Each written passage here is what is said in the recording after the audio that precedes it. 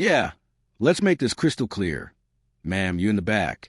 Your question's cute, but the answer is still a hard no. Tiffany doesn't mix with everyday folks. She's got a VIP roster locked down for people sporting heavyweight criminal resumes. And we're not talking about petty misdemeanors. No, these are top-tier felonies. Rap sheets so long they look like alphabet soup spilling across the page. Certified, laminated, straight-up career criminal credentials.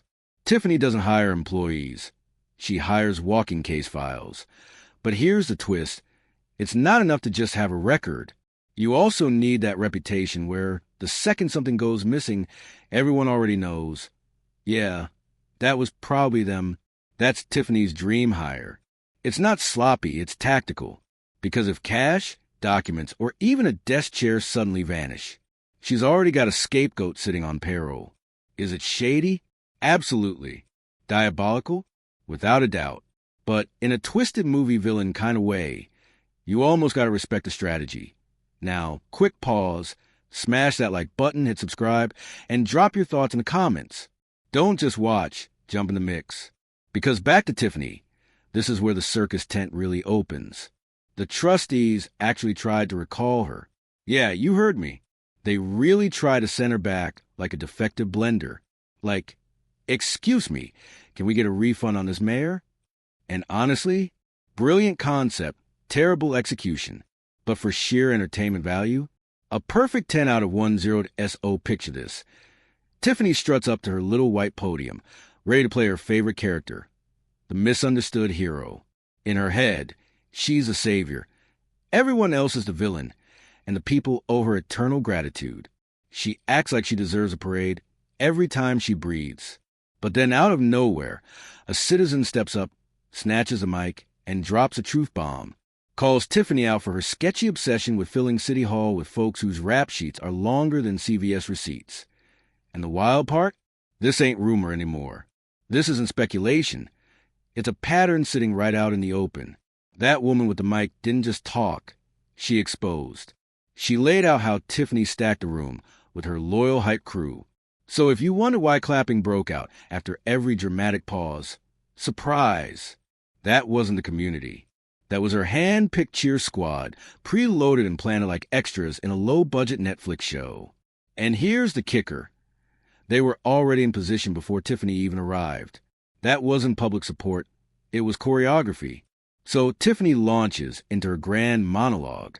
She declares, I wasn't elected by 5 people. I was elected by 82% of the community. Then she turns her fire on the trustees, accusing them of targeting her just because they don't like her ideas. She even brags about pulling 800 signatures in 2 days once, like that makes her untouchable. But reality check, this time she did none of that. No petitions, no signatures, not even a lazy attempt. And yet, she expects us all to play along like she did. Worse, she wants us to believe the whole town would have lined up to sign her imaginary clipboard. She's treating a fake petition like it's a courtroom exhibit. That's not just denial, that's delusion on steroids. The movement never happened. The support was a mirage. But in Tiffany's head, that's proof enough, and somehow the crowd claps. Actual applause for pure fantasy. I'm telling you, this had to be the weakest cheer squad in history. Because when corrupt people roll deep, they don't just bring shady. They bring stupid too. That's the combo. Crooked and clueless. If you're running a dirty game, at least stack your team with folks who can fake intelligence in public. But Tiffany? Nah. She filled her army with seat warmers and dimwits. A circus of fools making each other look worse. Now Tiffany loves to pull her favorite shield. I'm the first black female mayor and supervisor of Dolton. She wields it like a get-out-of-jail-free card. But let's be real.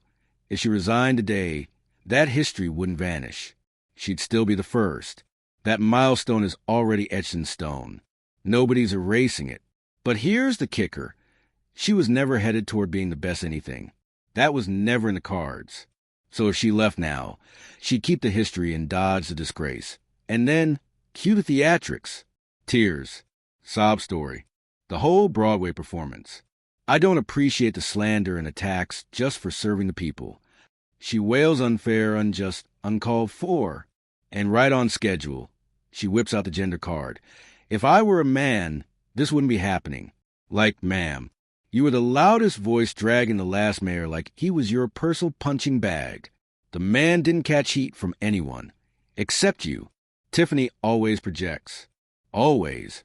And then the begging begins. She pleads with folks to reconsider the recall. Swears she's innocent. Claims it's just a difference of opinion. Then she flips it on the trustees, accusing them of ignoring the people. Where were y'all when the community was crying out? Girl, they were crying about you. You were the chaos. You lit the fire. And your little squad of yes-men? Remember Robert? Walking around like a bobblehead, nodding at everything you said? Now Holmes does the same thing. Finally, Tiffany tries to flex one last time. I made history. I earned this seat. If y'all want it, wait your turn and take it in 2025. And honestly, that might be the sharpest line she's ever dropped. Even House had to nod like, finally, some logic. But then comes the vote to repeal the recall. And the silence? Deafening. Is there a motion? Crickets. Is there a second? Nothing. Just when it looks dead in the water. Here comes Holmes. Of course. Always Holmes. The man rides for Tiffany like she's handing out loyalty points. The comedy just keeps writing itself. When you got people literally paid to clap, don't act shocked when they're shouting, "We support you, girl," like it wasn't part of the deal. That support came with gas cards and envelopes, not real loyalty. One minute they're hollering. The next it's crickets when a motion comes up. Silence where democracy should be. The trustees roll forward with the recall anyway, while Tiffany sulks in her chair, wishing she could recall them instead. Classic Tiffany energy. And the crowd? Man, those shots told you everything you needed to know. One woman clapping like she just won the lottery. One dude frozen stiff in his bass pro cap like a mannequin on display. The rest? Dead quiet, because the real noise came from but a part-time utility worker. And her joke? If I'm reading that meter, it reads 0. Matter of fact, y'all owe me money. The whole room exploded in laughter. But beneath the comedy was truth. Truth that hurt Tiffany more than any insult ever could. And Tiffany's own clappers got confused. They even applauded her critic by mistake. Chaos. Pure comedy. But Stella didn't stop there. She cut deeper. People don't even feel safe letting village workers into their homes anymore. And who can blame them? One resident flat out said, "I don't want anyone from the village in my house." Then came the dagger. Stella asked if Tiffany could at least hire workers without felony records. But we already know that answer.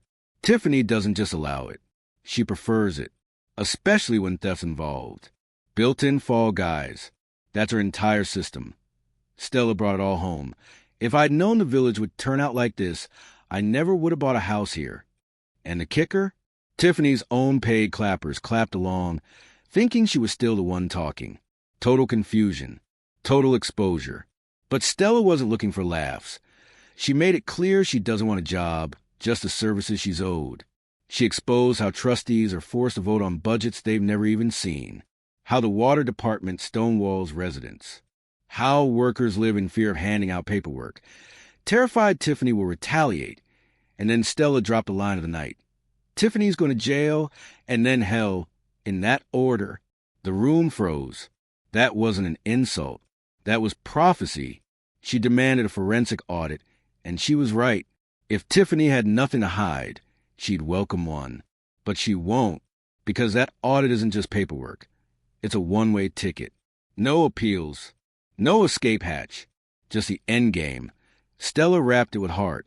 She just wants residents to feel safe, supported, and respected. I've invested too much in my home to live like this. She turned to the police chief and asked, "Would you feel safe if a felon showed up at your door to fix something?" The hammer dropped. She admitted she doesn't even call maintenance unless it's life or death. Not because she assumes everyone's a criminal, but because she just doesn't know. And the risk? Way too high. She ended it plain and sharp. Fix the small stuff first, then worry about block by block. And Tiffany's hype squad? Stuck. Couldn't clap. Couldn't boo. Couldn't move. They just sat there, waiting for Tiffany to give a signal. But the signal never came. They were exposed. Stella didn't need theatrics. She just told the truth. And it hit harder than anything else in that room. Here's the real takeaway. Stella spoke what we've all been saying for months. Tiffany doesn't just end up around criminals. She recruits them. It's her entire blueprint. Bring in folks with baggage, folks you can scare, folks you can control, folks you can throw under the bus when things go south. But here's the irony. Those are the same people who flip fastest when the feds show up. They've done time. They know how the story ends. And when the pressure's on, Tiffany's own team will be the first to sell her out. The very people she thought were her shield, they'll be the ones digging her grave. S.O. Stay sharp. Stay safe. And remember, Mama loves you. Yes, she do. Peace.